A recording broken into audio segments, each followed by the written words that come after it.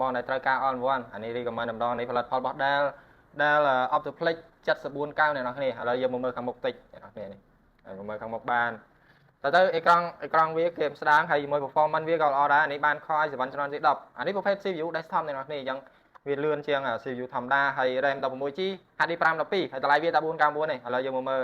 នេះអានេះយើងប្រើត្រឹមការងាររដ្ឋបាលអីអត់បញ្ហាទេ design ក៏បានដែរនេះនេះយើងតម្លើង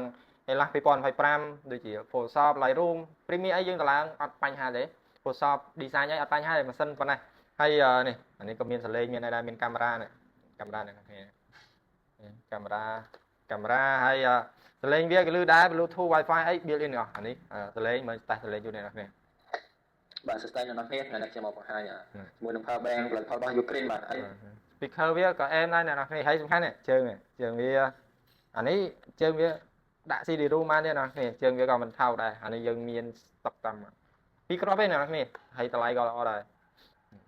យើងមើលរូបរាង option របស់វាបន្តិចអ្នកនរគ្នាតម្លើងបានអានេះមានជាមួយនឹង USB in ទៀតអានេះអាចធ្វើជា monitor ក៏បានអាចធ្វើជា display វាក៏បានដែរហើយមាន USB 4 port មានដូច Ethernet ហើយខាងនេះវាមាន USB-C ទៀតហើយបើបានជាមួយនឹងអានេះមកឆុតទៀតមកនេះមក keyboard wireless ទៀតមកឆ្លាស់ស្រួលហើយ design អីក៏បានដែរអ្នកគ្នាហើយបញ្ជាក់អានេះតម្លៃតែ499នេះបើសិនបងមានចំណាប់អារម្មណ៍អាច contact បាន Telegram នេះខ្ញុំដាក់ link នៅខាងក្រោមប្រព័ន្ធបាទបាយបាយ